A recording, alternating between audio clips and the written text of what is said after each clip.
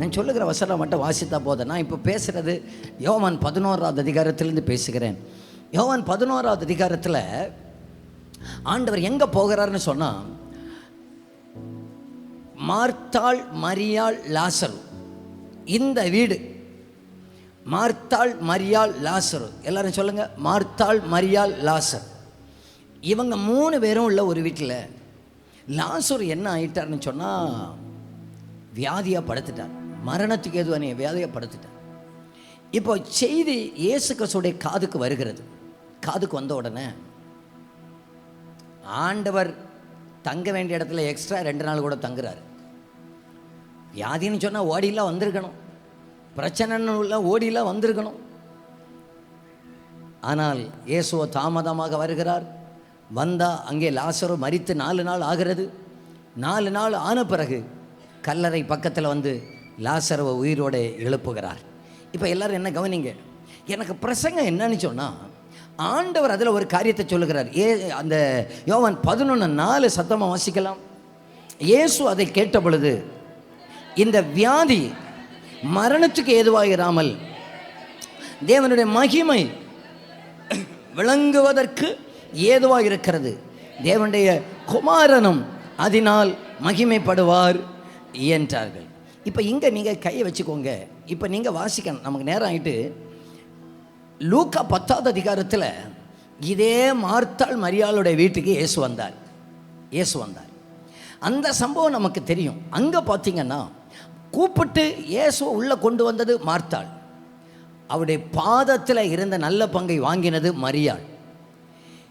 எந்த வீட்டு ஆண்டவருக்கு விருந்து வைத்து ஆண்டவருக்கு சாப்பாடு போட்டு ஆண்டவருடைய பாதத்தில் இருந்தார்களோ, அந்த நேரத்துக்கு பரவாக இருக்கலாம். நான் நம்புகிறேன், அதிகபட்சமாக இயேசு இந்த மார்த்தாள் மரியாளுடைய வீட்டுக்கு போய் 1 வருஷத்துக்கு உள்ளாக, குறைந்தபட்சம் 6 மாதம், அதிகபட்சமாக 1 வருஷத்துக்கு உள்ளாக திரும்ப அங்கேருந்து அதே வீட்டிலேருந்து ஒரு செய்தி வருகிறது. என்ன செய்தி வருகிறது என்று சொன்னால், இங்கே பாருங்க, லாசரு மரிச்சிட்டாரு, லாசரு சுகம் இல்லாமல் இருக்கிறார்.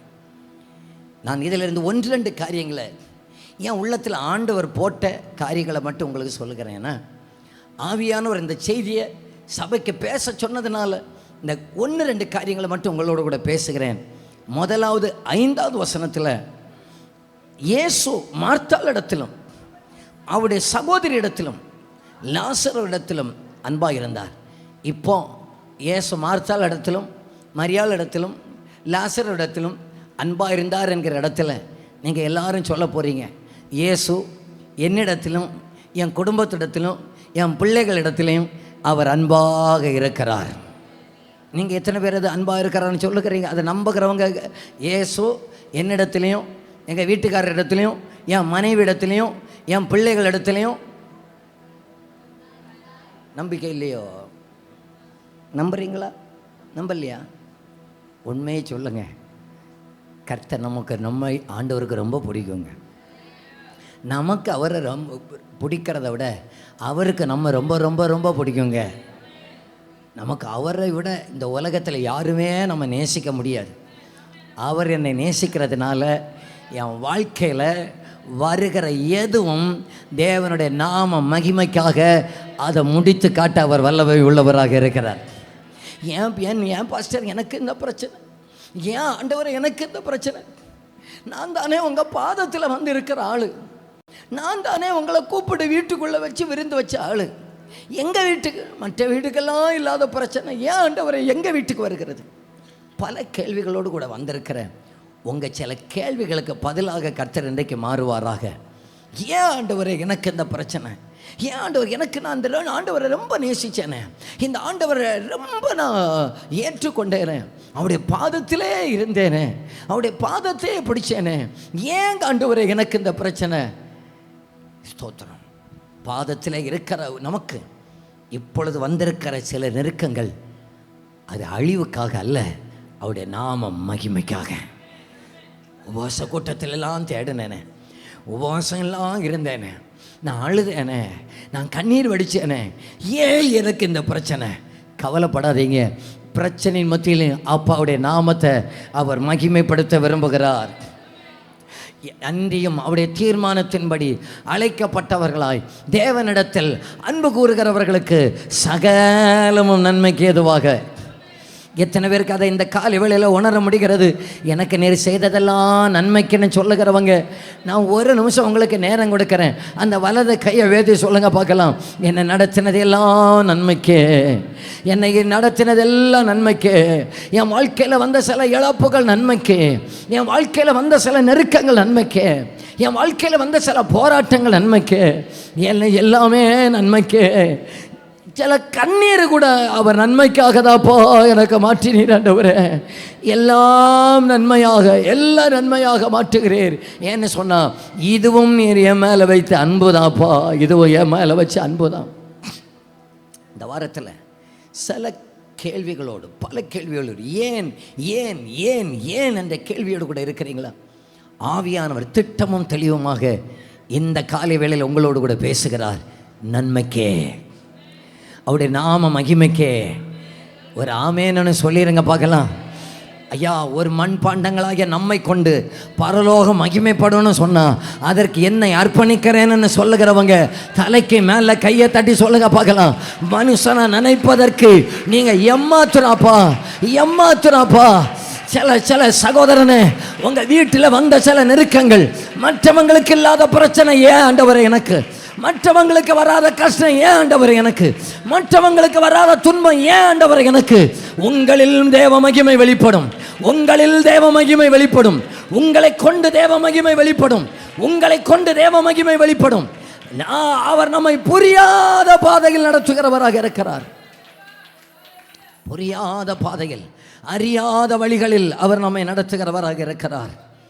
அல்லேலூயா. 2:6 வசனம். அவன் வியாதியா இருக்கிறதாக அவர் கேள்விப்பட்ட போது தாம் இருந்த இடத்துல, இந்த வசனத்தை வாசிக்கும் போது உங்களுக்கு கோபம் வரலையா? நம்ம வாழ்க்கையிலே இருந்தால் வந்திருக்கும். இது லாசர் வீட்டு தானே போனார். ஆண்டவரே, ஜீவன் மரண போராட்டத்தில் இருக்கிறேன். ஆண்டவர் சொல்கிற 2 நாள் கழிச்சு வர்றேன்னா நம்மன்னா என்ன சொல்லுவோம்?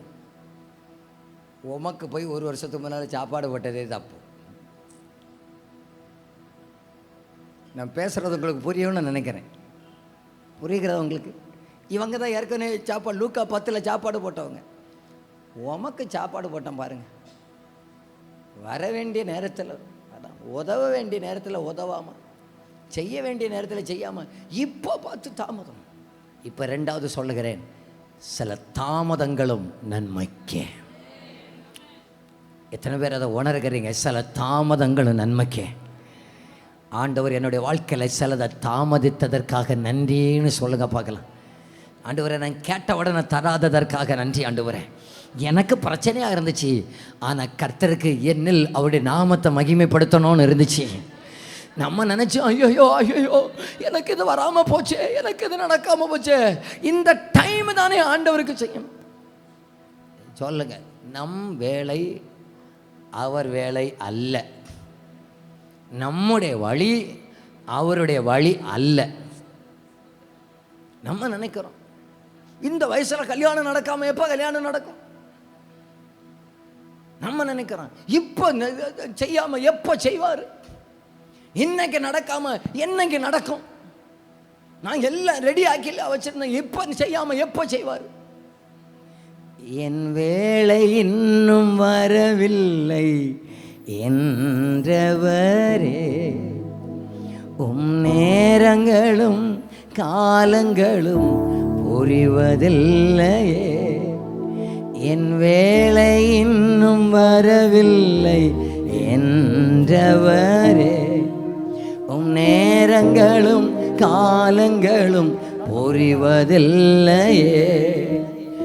அவசரமாய் அல்ல, தாமதமாய், அவசரமாய் அல்ல, அன்றன்றுள்ள தேவைகளை அதிசயமாய் சந்தித்தீர், நன்றியோடு ஸ்தோத்தரிப்பே.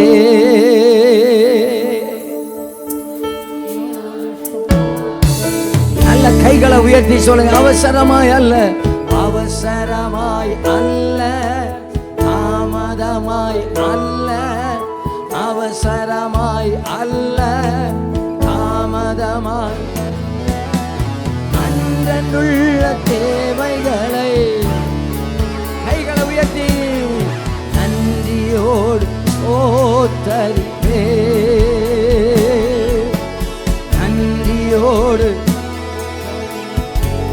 நன்றியோடு நன்றியோடு இயேசுவே. கரங்களை அசைத்து என் புரியாத பாதை காட்டினும் நீ நடத்தின வழிகள், நான் நடந்து வந்த பாதைகள் காட்டினும் நீர் சுமந்து வந்த பாதைகள், நன்றியோடு நன்றியோடு ஸ்தோத்தரிப்பே. நன்றியோடு நன்றியோடு நன்றியோடு நான் நன்றியோடு. ஆண்டவரே, என் வாழ்க்கையில நீர் அனுமதிக்கிற தாமதங்களுக்காக நன்றி அப்பா. தாமதத்துக்காக நன்றி அப்பா. அவருடைய நாமம் என்னை கொண்டு மகிமைப்பட போகிறது, அதற்காகவே தாமதிக்கிறேன். நான் என்னுடைய ஊழியத்துடைய ஆரம்பத்தில் எல்லாம் என்ன தெரியுமா நினச்சேன், நான் திருநெல்வேலியில் காலேஜ் படித்தோம் பாருங்க.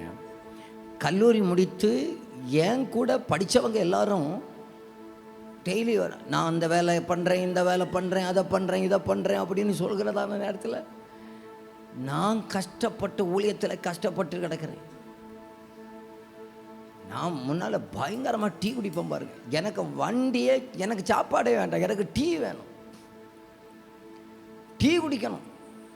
அன்றைக்கி ஒரு டீ 3 ரூபா. குடிச்சு அடுத்த டீ குடிக்கிறதுக்கு காசு இல்லாமல் போச்சு. அப்படியெல்லாம் இருந்திருக்கிறேன். அப்படி இருக்கும்போது சொல்லுவாங்க அவனுக்கு வேலை கிடையாது. நான் நினச்சேன், அப்படி இருக்கும்போது எனக்கு ரொம்ப நெருங்கினவர்கள் என்கிட்ட சொன்னாங்க, நீ தப்பானதை செலக்ட் பண்ணிட்டேன், நீ ஊழியத்துக்கு வந்த இல்லையா, நீ உன் வாழ்க்கையில் தவறானதை செலக்ட் பண்ணிட்டேன்னு சொன்னாங்களே பார்க்கணும். அது என் வள்ளத்தில் எடுத்து எறிகிற ஒரு ஈட்டியை போல குத்திட்டு சிம்பிளாக சொல்லிட்டு, நீ ஒருத்தன் வாழ்க்கையில் தப்பானதை செலக்ட் பண்ணுவான்னு சொன்னால் அது பென்னி நீதாண்டான்னு சொன்னாங்க. அப்பாவுக்கு வேலையை எடுத்து செஞ்சாலே போதுமே. அன்னைக்கு எங்கள் அப்பா 3 பேருக்கு சம்பளம் கொடுத்துட்டு இருந்தாங்க. நீ எடுத்து செஞ்சாச்சுன்னா அதை 10 பேராக மாற்றி 10 பேரை வச்சு வேலை வாங்குற அளவுக்கு உனக்கு தொழில் செஞ்சுருக்கலாமே. இப்போ நீ இப்படி கஷ்டப்படணுமா? பார்த்தீங்கன்னா சரியாக சாப்பாடு இல்லாமல் இன்னைக்கு இருக்கிறத விட 10 கிலோ கம்மியாக இருந்தேன். அப்போ எப்படி இருந்திருப்பேன்னு பாருங்க. நான் அப்போ எல்லாம் கூட்டத்துக்கு வந்திருந்தேன்னா சைடில் எப்படி ஃபேன் எல்லாம் வைக்கிறது சந்தேகம்தான். உங்களுக்கு புரியுது இல்லையா? ஆமாம், இப்போ விட 10 கிலோ கம்மியாக. சிலர் யோசிக்கிறேங்க இப்போவே இருக்கும்னு. அவ்வளோத்துக்கு இருந்தேன். நீ தப்பானதை செலக்ட் பண்ணிட்ட, இனி எவ்வளோ கஷ்டப்படணும். லோ பிபி ஆகிட்டு ஹாஸ்பிட்டலில் கூப்பிட்டு போகிறாங்க. அங்கே சொல்கிறாங்க உனக்கு ஒரு நோய் இல்லை, பிபி மட்டும் குறைவாக போச்சு. டாக்டர் சொல்கிறாரு டெய்லி ஒரு வாழைப்பழம் சாப்பிடனா, நான் டெய்லி காலையிலையும் சாயங்காலம் ஒரு பால் குடிக்கிறதுனா, நான் அங்கே புதுக்கோட்டை மாவட்டத்தில் கிடக்கிறேன். அங்கே எனக்கு வாழைப்பழம் தான் கொடுக்குறாங்க.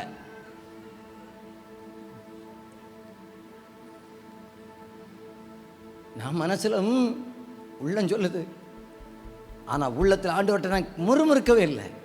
ஒன்றை மட்டும் கேட்டேன், தப்பாக செலக்ட் பண்ணிட்டேன் ஆண்டவரே. இல்லை, பாக்கியமான சேவைதே, பாதம் பணிந்தே செய்திடுவே,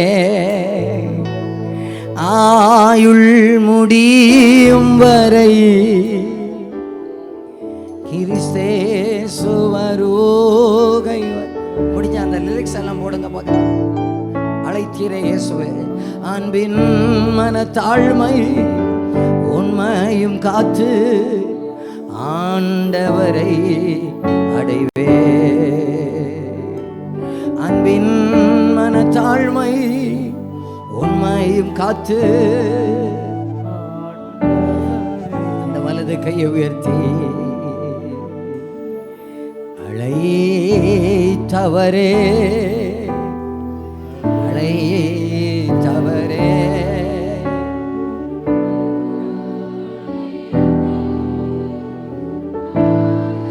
நல்ல கைகளை உயர்த்தி அழைத்தவரே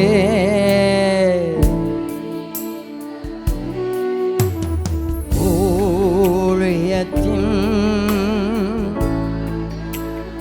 அழைத்தவரே அழைத்தவரே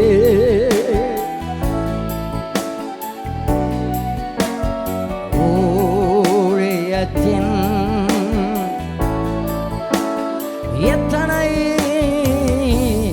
எத்தனை நிந்தைகள் எத்தனை தேவைகள் என்னை சூழ நின்றாலும் உம்மை பார்க்கிறேன்.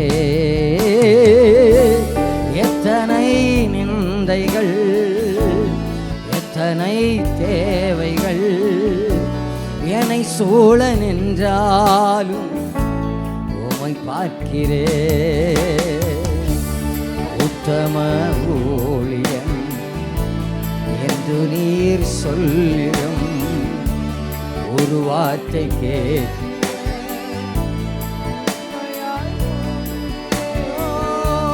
உத்தம ஊழியன் என்று நீர் சொல்லிடும் ஒரு வார்த்தை கேட்டிட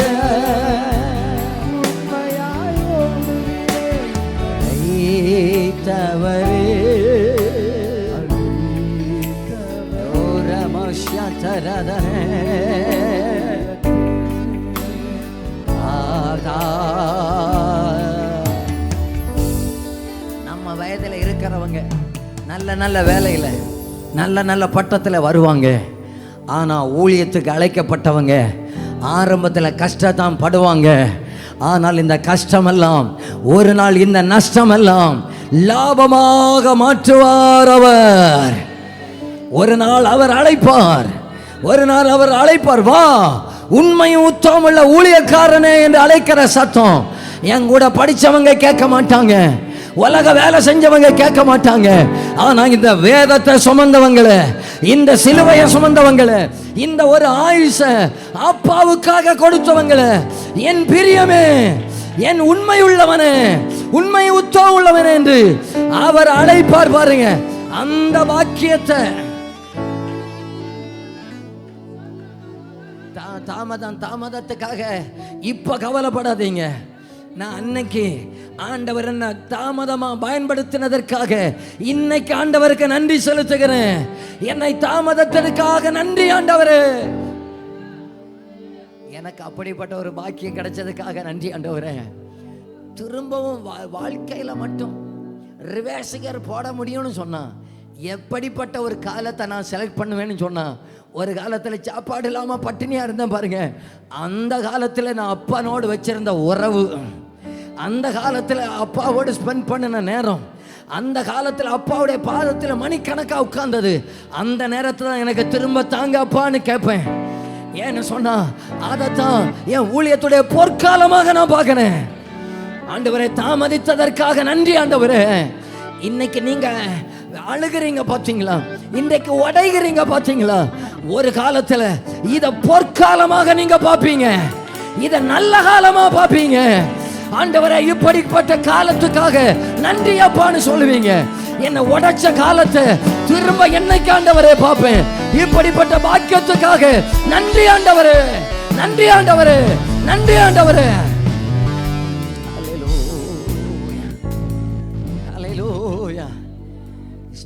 நம்ம வாழ்க்கையில சந்தோஷமான காலங்கள் கூட அது அது நமக்கு பெரிய அளவு உற்சாகம் இல்லை. ஏன் தெரியுமா? விசுவாசிகளுக்கு சந்தோஷப்படுகிற காலம் இனிமேல தான் வரப்போகிறது. அங்க துக்கமே இல்லை, அங்க பாடுகளே இல்லை, அங்க அழுகையே இல்லை, அங்க புலம்புதலே இல்லை. ஆமென், ஆமென், ஆமென்.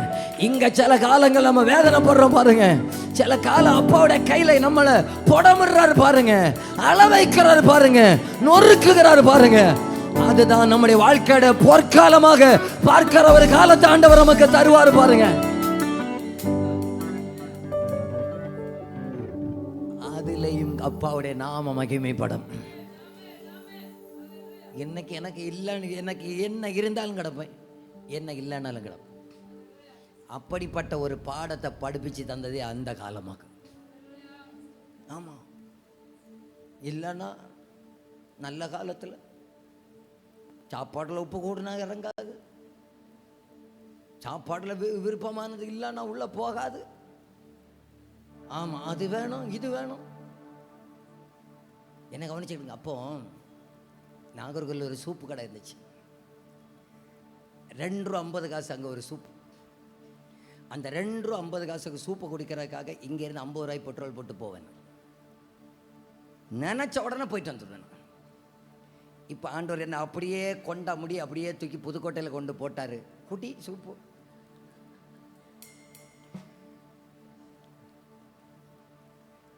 இப்போ சூப்பு இல்லாமலும் கிடக்க தெரியுமே, வண்டி இல்லாமலும் கிடக்க தெரியுமே, பாயில கிடந்தாலும் கிடக்க தெரியுமே. எல்லாவற்றுக்காக நன்றி ஆண்டவரே. உங்களுக்கு புரியணும்னு நினைக்கிறேன். நான் சொல்றது புரியுதா உங்களுக்கு? இந்த கஷ்ட காலங்கள் என்னை உருவாக்குகிற காலம், அவருடைய நாம மகிமைக்காக என்னை பயன்படுத்துகிற காலம் இந்த காலம்தான். இப்படிப்பட்ட நல்ல காலத்துக்காக ஆண்டவருக்கு நன்றி செலுத்துங்க பார்க்கலாம். இந்த காலத்தில் அப்பா உமக்கு நன்றி நன்றின்னு சொல்லுகிறவங்க வலது கையை வேர்த்து நன்றின்னு சொல்லுங்க பார்க்கலாம். நல்ல ஸ்தோத்திரம் ஸ்தோத்திரம் ஸ்தோத்திரம். இன்னும் நான் எழுதிட்டு வந்த பிரசங்கம் ஒன்றும் இன்னும் தொடங்கலை. என்னாலும் தொடங்கணும்னு நான் விரும்பலை. கர்த்தர் விரும்புகிறது மட்டும் நடக்கட்டும்னு நான் நினைக்கிறேன். எனக்கு இந்த யோவான் 11வது அதிகாரத்தில் 2 கல் எனக்கு கண்ணில் பட்டுச்சு. 2 கல்லா? உங்களுக்கு ஒரு கல் தெரியும். எந்த கல்? மற்றவரை கல்லறை அடைச்சி வச்சிருந்த கல் ஞாபகத்து வரலையோ? கல்லறை அடைச்சி வச்சிருந்த கல் உங்களுக்கு ஞாபகத்து வருது இல்லையா? எனக்கு இன்னொரு கல் எனக்கு கண்ணுக்கு தெரிஞ்சேன். அந்த கல்லை பாருங்க பார்ப்போம். ரொம்ப இன்ட்ரெஸ்டிங்காக 8வது வசனத்தில் இப்போ 7-8 வாசிப்போம். அதன் பின்பு அவர், அதாவது 2 நாள் தாண்டி லாசரு மரித்த பிறகு நம்ம ஆளு கூலாக சொல்கிறாரு. அதன் பின்பு அவர் தம்முடைய சீசரை நோக்கி, நான் மறுபடியும் யூதேயாவுக்கு போவோம் வாருங்கள் என்றார். அதற்கு அவர், ரபி, இப்பொழுதுதான் யூதர் உம்மை கல்லறிய தேடினார்களே, மறுபடி நீர் அவ்விடத்துக்கு போகலாமா என்றார். இப்போ எந்த இடத்துல இவரை கல்லறியணும்னு இருக்கிறானோ சீசர்கள் கேட்குறாங்க. அங்கே போனால் கல்லறிவேன்னு எல்லாம் சொன்னான். இப்போ ஆண்டவர் சொல்லுகிறாரு, கல்லறியணும்னு நிற்கிற ஜனத்துக்கு முன்னால் தான் நான் ஒரு மகிமையை வெளிப்படுத்த போகிறேன்னு உங்கள்கிட்ட போய் சொன்னேன் பாருங்க. சிலர் எறிவதற்கு கொஞ்சம் கல்லோடு நிற்கிறது பாருங்க. அடுத்த வாட்டி இவன் இங்கே வந்தால் கல் அறியணும்னு ரெடியாக நிற்கிறாங்க பாருங்க. ரெடியாக நிற்கிறாங்க. அந்த இடத்துல கற்களை புரட்டி வைத்து தடை கற்களை உடைத்து போட்டு தேவனுடைய நாமத்தை மகிமைப்படுத்த பண்ண அவர் வல்லவராக இருக்கிறார். அடுத்ததா எங்க வச்சு தெரியுமா அவர் மகிமையை வழங்க பண்ணுகிறார்? எவர் எவர் நமக்கு விரோதமாக கல்லோடு நடக்கிறார்களோ, எவர் எவர் நமக்கு விரோதமாக பெட்டிஷனோடு நடக்கிறார்களோ, எவர்கள் நமக்கு விரோதமாக துண்டு சீட்டோடு நடக்கிறார்களோ, எவர்கள் நமக்கு விரோதமாக ஹல்லேலூயா பிரச்சனையோடு நடக்கிறார்களோ, அவர்களுக்கு முன்பாக ஒரு மகிமையை வெளிப்படுத்த பண்ண சொல்லுங்க. அவர் ஆமென் சொல்லுங்க பார்க்கலாம். எவர் என்ன கல்லறிய நிற்கிறாரோ, எவர் கற்களோடு நிற்கிறார்களோ, அங்கே அவருடைய நாமம் என்னை கொண்டு கல்லறியும் மனிதர்கள் முன்பு என் நம்பிக்கை அவமானாலும் என் துதிகள் ஓயாது. கைவிட தெரியாதவரை விட்டு ஓட முடியாது. உம்மை விட்டா நம்புவதற்கு என் நம்பிக்கை அவமானாலும் என் துதிகள் ஓயாது. கைவிட விட்டு ஓட முடியாது. உம்மை விட்டா நம்புவதற்கு. நீங்க எத்தனை பேர் சொல்றீங்க எனக்கு விரோதமாக குற்றம் கண்டுபிடிக்கிறதுக்காகவே ஒரு குரூப்புக்கு மத்தியிலேக்க நான் இருக்கிறேன்னு சொல்லுகிறவங்க இருக்கிறீங்களா? எல்லாரும் அங்கதான் இருக்கிறீங்களோ? நானும் அப்படிதான்.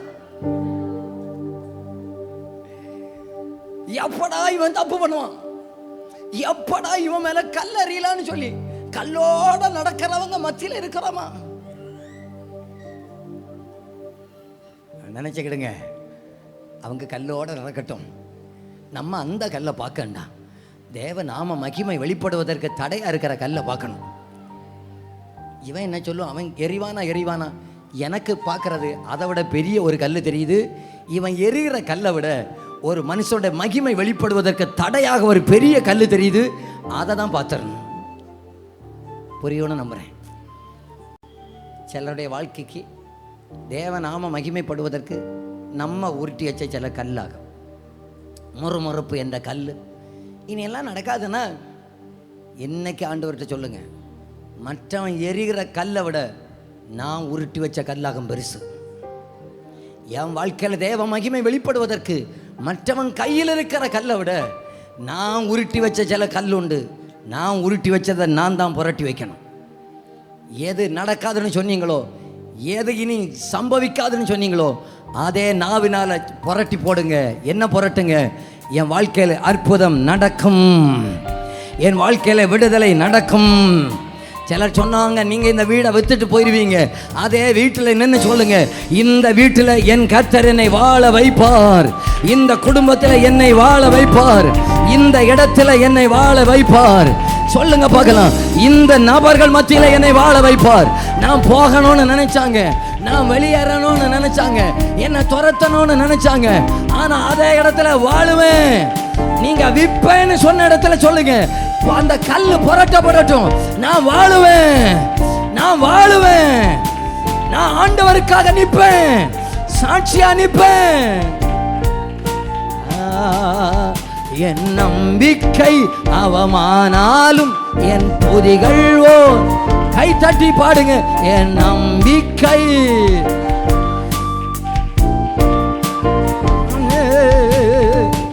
கைவிட தெரியாதவரை விட்டு ஓட முடியாது. உம்மை விட்டா நம்புவதற்கு. கை தட்டி சொல்லுங்க. புயல் அடித்தாலும், புயல் அடித்தாலும், அலை அடித்தாலும் என் துதிகள் ஓயாது.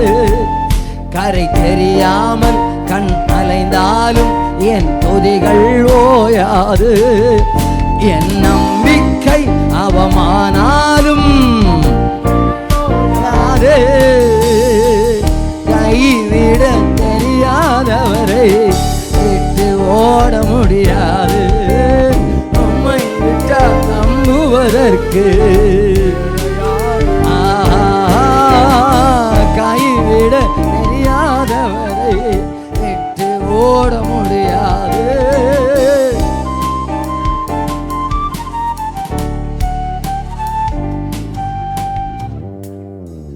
நீங்க யோசிச்சு பாருங்க.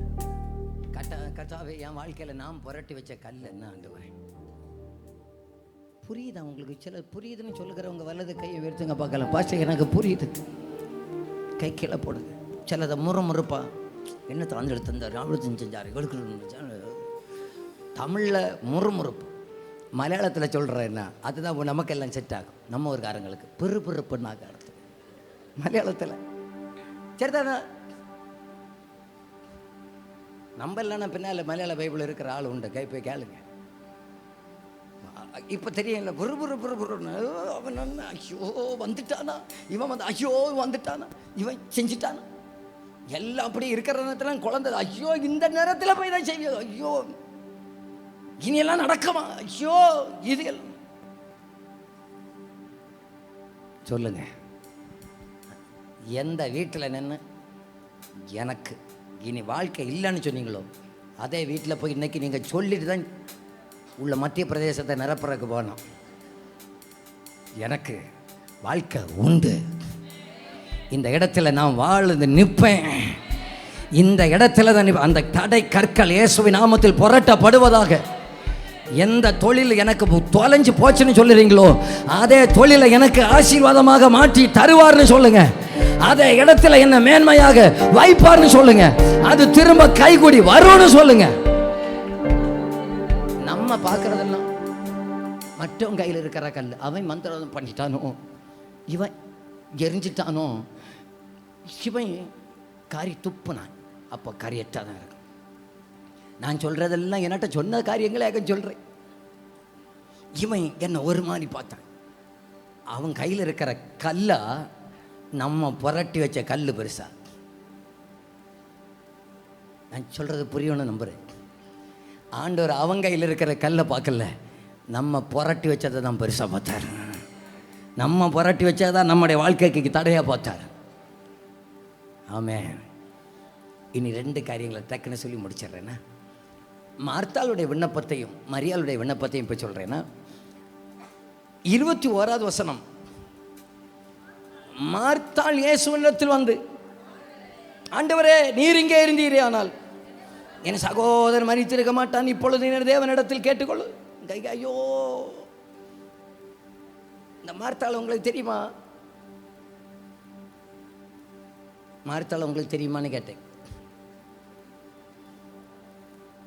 நான் நம்புறேன் எனக்கு முன்னாலேயே இருக்கிறார்கள் என்று. எல்லாரும் அல்ல. மரியாள் இருந்தால் மார்த்தாள் இருக்க மாட்டாங்களா? 2 பேரும் ஒரே வீட்டில் இருப்பார்கள், ஒரே சபையிலும் இருப்பார்கள்.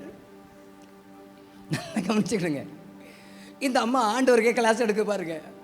அன்னைக்கு மரியாதைய பாதத்தில் வந்திருந்தா வெளிப்பாடு கிடச்சிருக்கோம். அன்னைக்கு சமையல் பண்ண ஓடின ஆளு இன்னைக்கு ஆண்டவருக்கே கிளாஸ் நடத்துது. என்ன தெரியுமா? மார்த்தாள் இயேசுவிடத்தில் வந்து, ஆண்டவரே நல்ல இப்போ அப்படி மைண்டு வச்சு நீங்கள் வாசிக்கணும்னா அப்படி கொஞ்சம். அன்னைக்கு மரியாதை பாதத்தில் இருக்காம வந்த இதை பாருங்க. ஆண்டவரே நீர் இங்கே இருந்தீரே, ஆனால் என் சகோதரன் மரித்திருக்க மாட்டான், இப்பொழுது நீர் தேவனிடத்தில் கேட்டுக்கொள்ளதோ எப்போ அதை தேவன் நமக்கு தந்தருவார் என்று அறிந்திருக்கிறேன். ஏசு அவளை நோக்கி, உன் சகோதரன் உயிரோட எழுந்திருப்பான். இப்போவாது கம்மன்னு கிடக்க வேண்டாம் வாயை வச்சுக்கிட்டு. இப்போன்னு சொல்றது அதுக்கு உயிர்த்தெழுதல் நடக்கும் கடைசி நாளிலே. ஓ, பயங்கர பிரசங்கம் இல்லையா? உயிரோடு எழுந்திருப்பான் என்பதை அறிந்திருக்கிறேன்.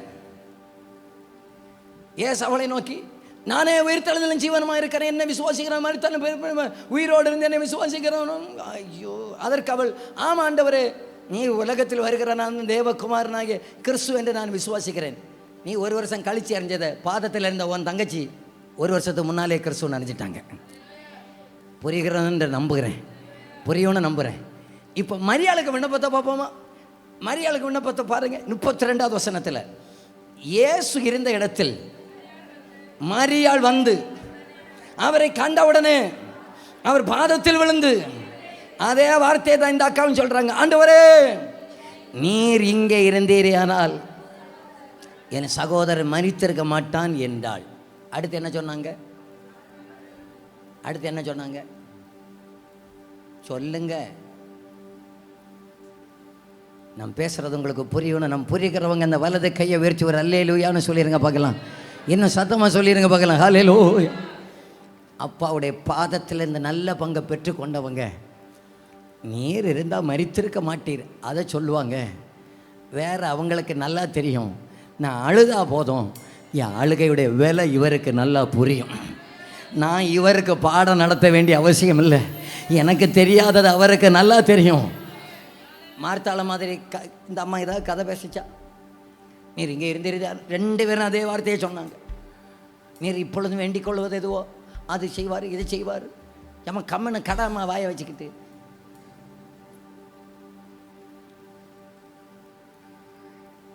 பாதத்தில் இருந்தவங்க, அந்த அம்மாவுக்கு ஒன்று மட்டும் தெரியும், நான் அப்பாவுடைய பாதத்துக்கு அருமை தெரிஞ்சதுனால நான் ஒருவருடைய பாதத்தை பிடிச்சேனோ அவருக்கு நான் அழுகிற அழுகையுடைய வேலை அவருக்கு தெரியும். நான் எதற்காக அழுகிறேன் என்பது அவருக்கு தெரியும். நான் கண்ணீர் வடித்தா போதும், என் கண்ணீருடைய வேலை என்னன்னு அவருக்கு தெரியும். நான் கண்ணீருடைய பிரசன்னம் என்னன்னு அவருக்கு தெரியும்.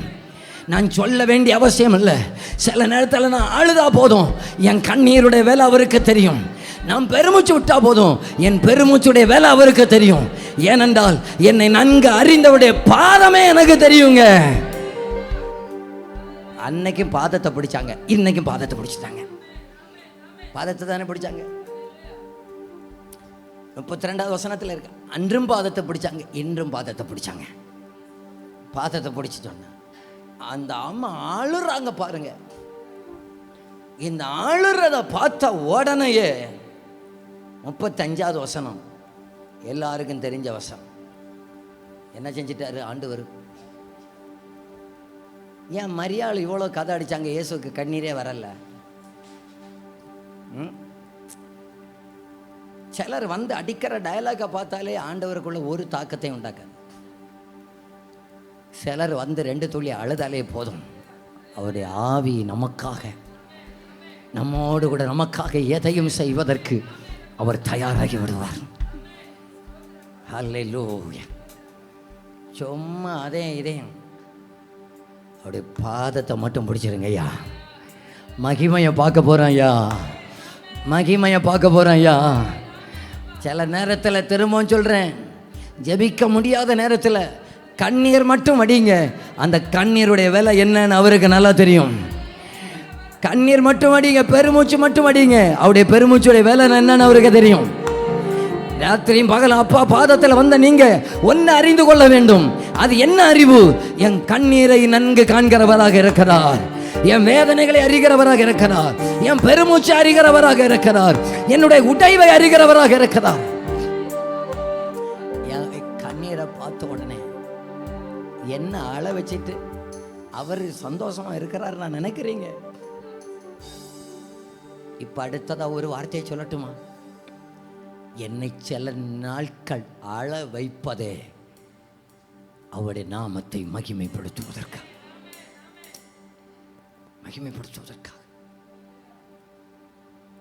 நம்ம வீட்டில் இலவசமாக கொடுத்த, இலவசமாக பரிசு கொடுத்த ஒரு 50 ரூபாய்க்கு ஹீரோ பேனா இருக்குது. நீங்கள் விலை கொடுத்து வாங்கின 30 ரூபாய்க்கு பெண்ணும் இருக்குது.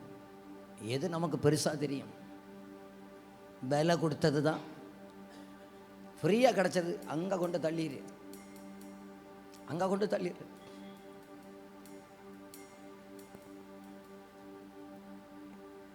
என் தெய்வம் சில நேரத்தில் நம்மளை ஆள வைக்கிறது, அதை ஒரு வேலையாக எடுப்பார், அதை ஒரு கரையமாக பார்ப்பார். அதெல்லாம் அவருடைய கணக்கிலே தான் இருக்கும். சில இன்றைக்கு நீங்கள் அழுகிற ஒவ்வொரு துளி கண்ணீருக்கும் பரலோகத்தில் நிச்சயமாகவே துருத்தியிலே வார்த்து வைக்கப்பட்டிருக்கிறது. ஒரு கட்டத்துக்கு மேலே நம்முடைய அழுகையை அவரே சகித்து கொள்ள மாட்டாருங்க, அவரே சகித்து கொள்ள மாட்டார்.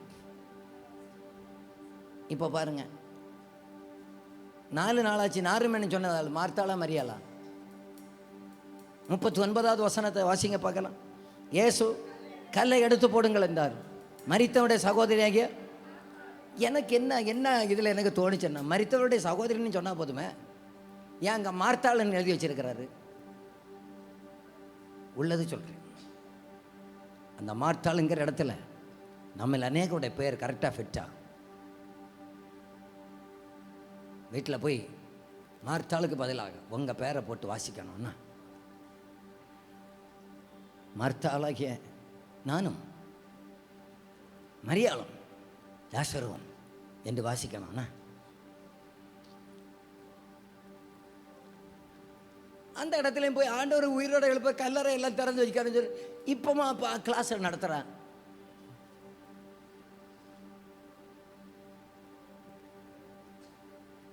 நீங்கள் அமர்ந்திருந்த நானே தேவன் என்று அறிந்து கொள்வீர்கள்.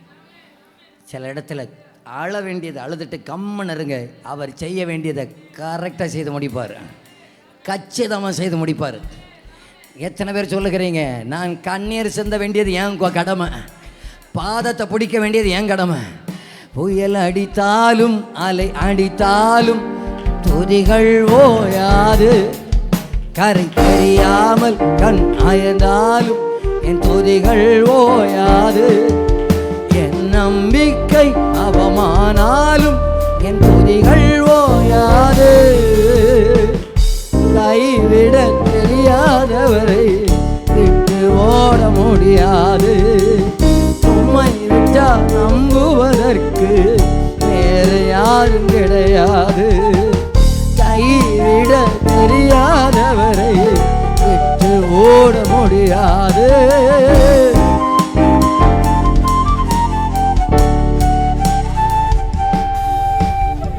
எத்தனை பேர் சொல்லுகிறீங்க, புயல் அடிக்கட்டும், காற்று வீசட்டும், கடல் பொங்கட்டும், என்ன வந்தாலும் அதன் மத்தியில் மகிமையை பார்ப்பேன். நான் நல்லா நம்புறேன். இதே பகுதியை பல முறை வாசிச்சிருக்கிறேன்.